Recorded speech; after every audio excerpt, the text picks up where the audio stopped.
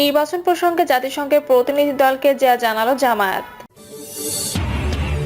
আইন শৃঙ্খলা বাহিনীর পোশাক পরিবর্তন নিয়ে যা লিখলেন সার্জিস। ভোলায় বিএনপি দুই গ্রুপের সংঘর্ষ, আহত 16। জানাবো কাঠগড়ায় দাঁড়িয়ে কাকে চিঠি লিখলেন দীপু মনি, যা বললেন পিপি ফারুকী। এবং সর্বশেষ জানাবো জুলাই অভ্যুত্থানে আহতদের ভোটার করতে হাসপাতালে যাবে ইসি। শুনছিলেন সংবাদ শিরোনাম, এবারে বিস্তারিত। নির্বাচন প্রসঙ্গে জাতিসংঘের প্রতিনিধি দলকে যা জানালো জামায়াত।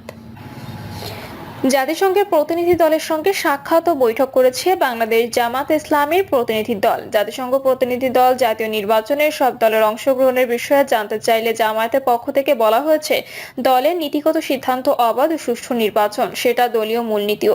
নির্বাচন অবশ্যই শিগগির ও দ্রুত সময়ের মধ্যে হতে হবে, তবে সেটা অবশ্যই মৌলিক কিছু সংস্কারের পর। সংস্কার ছাড়া নির্বাচনের আয়োজন ত্রুটিপূর্ণ হবে। তবে নির্বাচন হতে হবে অবশ্যই কেয়ারটেকার সরকারের অধীনে। তবে স্থানীয় সরকার নাকি জাতীয় নির্বাচন, কোনটা আগে চায় জামায়াত, এমন প্রশ্নে এখনো কিছু চূড়ান্ত করা হয়নি বলে দলের পক্ষ থেকে জানানো হয়। বৈঠক শেষে গণমাধ্যমের সঙ্গে কথা বলেন দলটির নায়েবে আমির ও সাবেক এমপি ডক্টর সৈয়দ আব্দুল্লাহ মোহাম্মদ তাহের। তিনি বলেন, জাতিসংঘের নির্বাচনী পর্যবেক্ষক প্রতিনিধি দল আরো বিভিন্ন স্টেক হোল্ডারের সঙ্গে কথা বলেছে। আজকে জামায়াতের প্রতিনিধি দলের সঙ্গে দুপুরে বৈঠক হয়েছে। তারা কয়েকটি বিষয়ে জানতে চেয়েছে। নির্বাচনে জাতিসংঘ কিভাবে সহযোগিতা করতে পারে, একটা স্বচ্ছ নিরপেক্ষ নির্বাচনের জন্য কি কি ধরনের পদক্ষেপ নেওয়া যায়, আর জামায়াত ইসলামী কিভাবে ভাবছে বাংলাদেশের নির্বাচনে জাতিসংঘ কি ধরনের সহযোগিতা করতে পারে তা জানতে চাওয়া হয়েছে। পাশাপাশি জানতে চাওয়া হয়েছে নির্বাচনের সহযোগিতার জন্য জামায়াতে জাতিসংঘ সহযোগিতাকে স্বাগত জানায় কিনা। আমরা বলেছি, আমরা যে কোনো আন্তর্জাতিক সংস্থাকে স্বাগত জানাই, অবশ্যই তা সহযোগিতার জন্য, হস্তক্ষেপের জন্য নয়। সুতরাং যে কোনো ধরনের সহযোগিতা আমরা পেতে রাজি। সেটা হস্তক্ষেপ ছাড়া টেকনিক্যাল ও ফান্ডিং সহযোগিতা হতে পারে। আমরা বলেছি, স্বচ্ছ নিরপেক্ষ গ্রহণযোগ্য নির্বাচনের জন্য প্রত্যেক নির্বাচনী কেন্দ্রে সিসি ক্যামেরার সংযোগ করার জন্য। এটা সম্ভব হলে নির্বাচন পরিস্থিতি পুরোটা বোঝা যাবে। ফান্ডিং এর বিষয়টা বড়, এটা নিয়েও কথা হয়েছে। এক্ষেত্রে জাতিসংঘ সহযোগিতা করতে পারে। জাতিসংঘ প্রতিনিধি দল জাতীয় নির্বাচন সব দলের অংশগ্রহণ বিষয়ে আমাদের কাছে জানতে চেয়েছে। আমরা বলেছি, দলের নীতিগত সিদ্ধান্ত অবাধ ও সুষ্ঠু নির্বাচন চাই, সেটা আমাদের দলীয় মূলনীতির ভেতরেই আছে। জামায়াত ইসলামের শীর্ষ নেতা বলেন, নির্বাচনের তারিখ কবে হতে পারে তা জানতে চাওয়া হয়েছে। আমরা বলেছি, অবশ্যই যত শিগগির দ্রুত সময়ের মধ্যে নির্বাচন চাই, তবে অবশ্যই মৌলিক কিছু সংস্কার আগে দরকার। সেটা না করে আগে নির্বাচন করতে গেলে তা আগের নির্বাচনের মতোই হওয়ার সম্ভাবনা থাকে। নির্বাচন স্বচ্ছ করার জন্য জরুরি কিছু সংস্কার বা পরিবর্তন আগে দরকার। কিছু ইলেকটোরাল ল পরিবর্তন করা দরকার, তাতে নির্বাচন কমিশন আরো বেশি শক্তিশালী হবে। পাশাপাশি সংবিধানের কিছু মৌলিক পরিবর্তন আনা দরকার বলে আমরা জানিয়েছি। মৌলিক পরিবর্তনে আমরা বলেছি যে, যেমন দুইবারের বেশি প্রধানমন্ত্রী কেউ থাকতে পারবে না, প্রেসিডেন্ট ও প্রধানমন্ত্রীর ক্ষমতার ভারসাম্য থাকবে। তাহের বলেন, যেসব সংস্কার কমিশন এরই মধ্যে প্রতিবেদন জমা দিয়েছে, আমরা মনে করি সেগুলো নিয়ে সরকারকে অনতিবিলম্বে রাজনৈতিক দলগুলোর সঙ্গে ডায়ালগ শুরু করা দরকার এবং এই ডায়ালগের মাধ্যমে সচেতনতার স্বচ্ছতা তৈরি করে যথাশীঘ্র সম্ভব নির্বাচনের আয়োজন করা দরকার। অর্থাৎ নির্বাচন আয়োজন করার জন্য মিনিমাম পসিবল নেসেসারি রিফর্মস এর পর নিকটবর্তী সময়ের মধ্যে আমরা নির্বাচন চাই।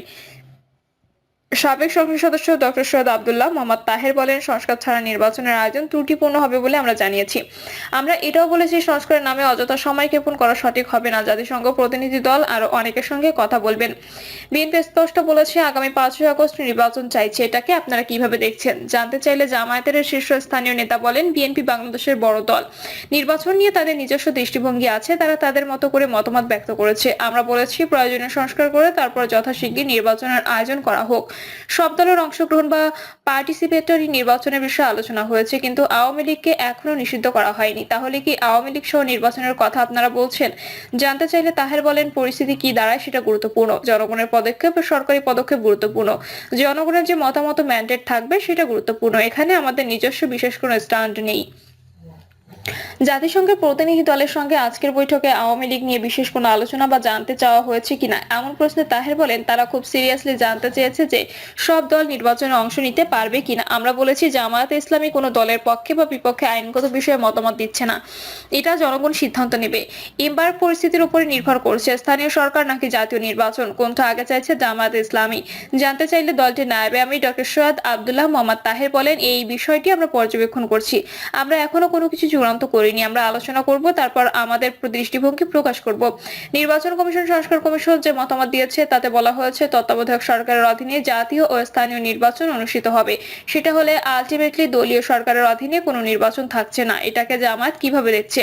এই প্রশ্নের জবাবে তিনি বলেন, এটা তো আমাদের একেবারেই মৌলিক দাবি। এর আগে কেয়ারটেকার সরকারের দাবি তো প্রথম জামায়াতে ইসলামী করেছিল।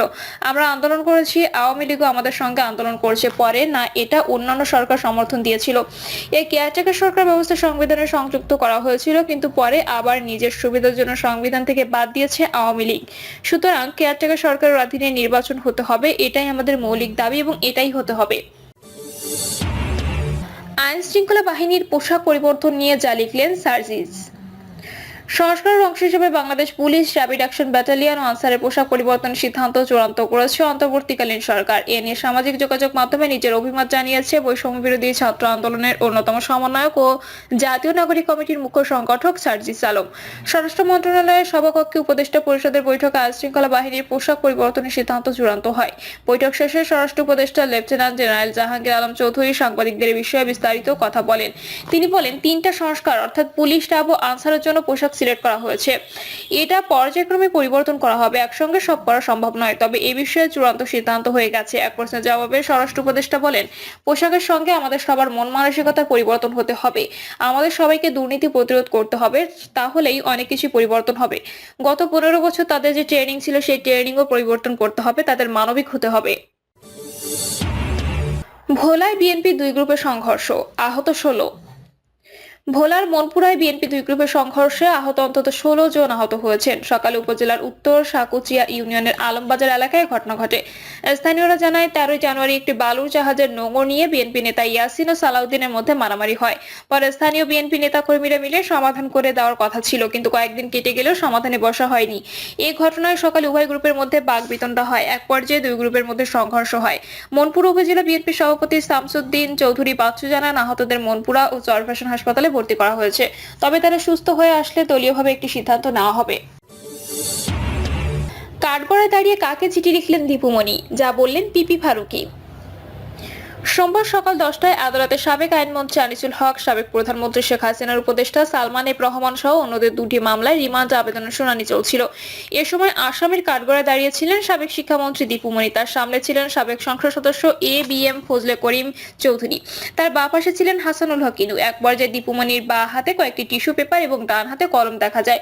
পরে টিস্যুর উপর কিছু লিখতে শুরু করেন তিনি। প্রায় 5 মিনিট ধরে টিস্যু পেপারের উপর চিঠি লেখেন সাবেক মন্ত্রী। কাঠগড়ার সামনে দাঁড়িয়ে থাকা এক ব্যক্তির হাতে চিঠিটি তুলে দেন দীপুমণি। এরপর ওই ব্যক্তি নিজের মোবাইল ফোনে চিঠির ছবি তোলেন, সেই সঙ্গে টিস্যু পেপার বাঁ হাতে ভাঁজ করে রাখেন। চিঠির ছবি তোলার বিষয়টি আকারে ইঙ্গিতে দীপুমণিকে জানান। সেই ব্যক্তির হাতে চিঠি হস্তান্তরের পর জুনাইদ আহমেদ পলকের সঙ্গে কথা বলেন দীপুমণি। সালমান এফ রহমানের সঙ্গেও তাকে হাসি মুখে কথা বলতে দেখা যায়। কাঠগড়ায় দাঁড়িয়ে চিঠি লেখার বিষয়ে ঢাকা মহানগর দায়রা জজ আদালতের প্রধান পিপি ওমর ফারুক ফারুকী জানান, এজলাস কক্ষের যেখানে দাঁড়িয়ে তিনি শুনানি করেছিলেন সেখান থেকে কাঠগড়া কিছুটা দূরে। আদালতে অনেক আইনজীবী ছিলেন। জনাকীর্ণ আদালতে দীপুমণির চিঠি লেখার বিষয়টি তার নজরে আসেনি। যদি নজরে আসতো তাহলে অবশ্যই আদালতের দৃষ্টিতে বিষয়টি আনতেন বলে জানান পিপি ফারুকী। কারণ একজন আসামি আদালতের হেফাজতে থাকেন, আদালতের অনুমতি ছাড়া তিনি চিঠি লিখতে বা হস্তান্তর করতে পারেন না। এমনকি আইনজীবী ব্যতীত অন্য কারোর সঙ্গে কথা বলা যায় না। এ বিষয়ে দীপুমণির আইনজীবী গাজী ফয়সাল ইসলাম জানান, তার মক্কেল এ ধরনের কোনো চিঠি লিখেছেন কিনা তা তার নজরে আসেনি, কারণ জনাকীর্ণ আদালতে তিনি সামনের দিকে অবস্থান করছিলেন, শুনানিতে ব্যস্ত ছিলেন। পরে দীপুমণিকে রাজধানীর যাত্রাবাড়ি থানায় পৃথক 2টি হত্যা মামলায় গ্রেপ্তার দেখিয়ে কারাগারে পাঠানোর আদেশ দেন আদালত।